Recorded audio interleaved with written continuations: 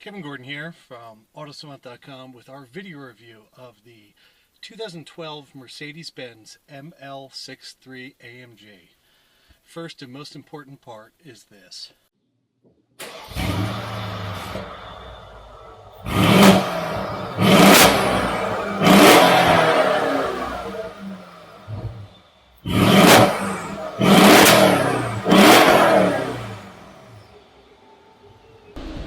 thing that's so amazing about that is no longer does it just have the growl of the exhaust, it also has, you can hear that turbo spool even at idle.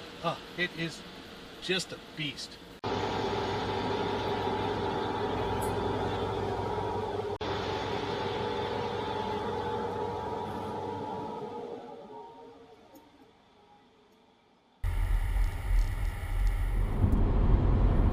So before we do anything else, let me get the following out of the way.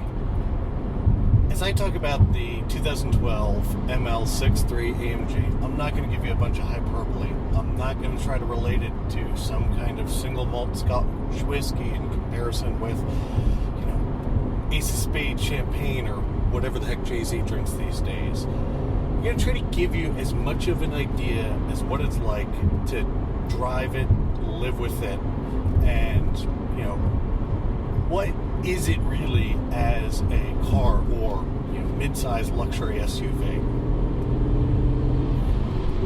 Let's start with the basics, the facts, and the figures. So the 2012 M-Class Mercedes are updated. It's really the third generation for the car.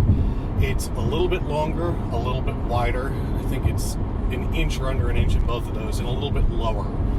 It comes in right around 5,000 pounds in weight, and it's a nice platform for a mid-size SUV. Mercedes has done extremely well with the M-Class, and you can see why. It doesn't have a third row seat. In the AMG version, it's got a big wheel back there as a full-size spare. The rear seats have tons of seating room. They recline, really a comfortable place to be back there. The front's a nice place. The electronics in this we're not going to go through because, in all honesty, Mercedes has a new generation of their navigation system that should be filtering into their cars next year. Embrace 2, I believe they're calling it.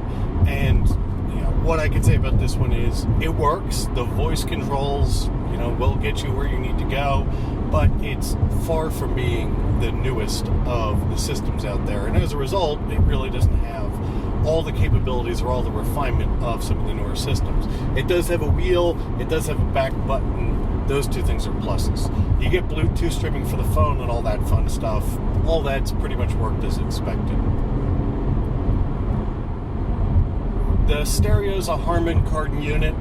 Again, I think it's a really good fit for the car as we talk about the car, but beyond that, I'm not really going to talk about it in detail. It's not the standout feature on the ML63.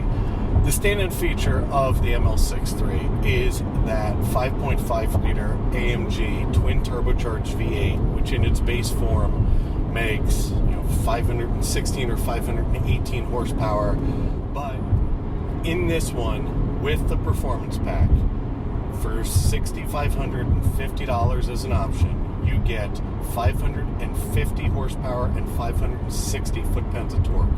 You also get red brake calipers, these Alcantara, or whatever they're calling them, super suede inserts in the steering wheel, and a carbon fiber engine cover, as well as a race top speed to 174 miles per hour.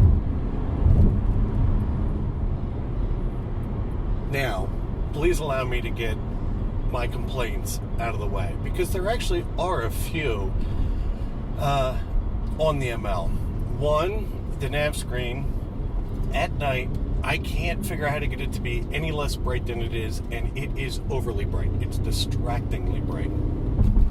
The right side passenger window, when it's as hot as it's been on the East Coast recently, if you really blow the air conditioning, it causes a big condensation pod on the right passenger window.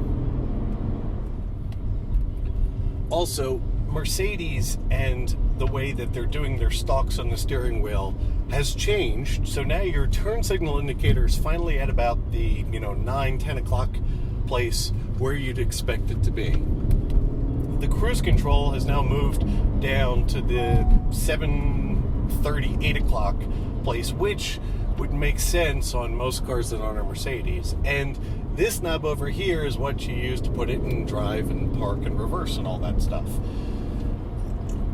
This thing is, I was trying to wash the windows and you press this button. Admittedly, when you get to live with the car for a while, all those things do start to melt away.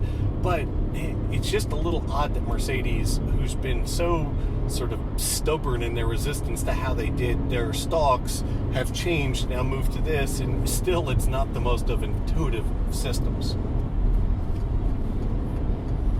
The final complaint is the ride in the AMG version of the ML. And I'm going to let them off the hook here because of the fact that this car is outfitted with a 21-inch wheel and tire package. I think that additional inch of wheel and tire, the base ML63 has 20s. I think the wheel and tire package that's on this really adds extra level of stiffness to the car, and really, in all honesty, makes it a pretty busy thing on anything but the smoothest of roads, which is a bit unfortunate. You get 3 settings in the suspension. You get Comfort, which we're in now, Sport, and Sport Plus, which really is just stiff and uncomfortable for something like this. So even with all that, I'll admit it may sound like a reasonable list. There's one thing that just makes it all fade away. It's when you take the transmission out of Comfort, put it in Sport, and just disappear into the horizon.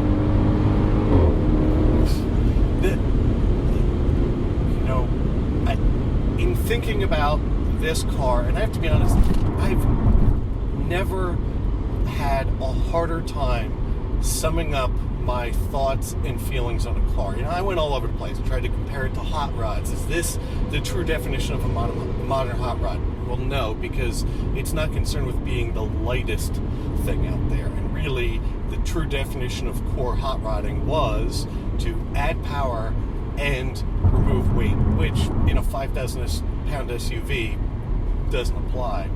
Then I went into like the 1930s and did this sort of embody the modern version of the blower Bentleys and those types of cars. No, I don't think it did that either. I think what this is a extremely comfortable, again, I think with the other tire package, place for 4 people and an enormous amount of their stuff. The storage space that's behind the rear seats in this is voluminous. It's as good as it gets in the mid-size luxury SUV market. And you get 4MATIC, as Mercedes calls it, or all-wheel drive. You can get that in the G-Wagon, but the G-Wagon does not have anything near the sporting potential that this thing does.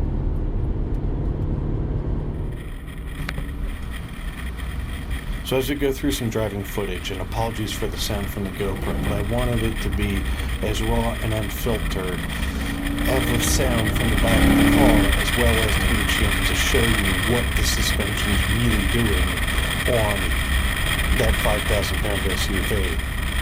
But again, I wanted to highlight what the ML really winds up being. It winds up being a big, luxurious, reasonably comfortable place for 4 people and a bunch of their stuff to be able to get almost anywhere, in any weather situation, even if it's got to encounter some dirt, in an extraordinarily rapid fashion.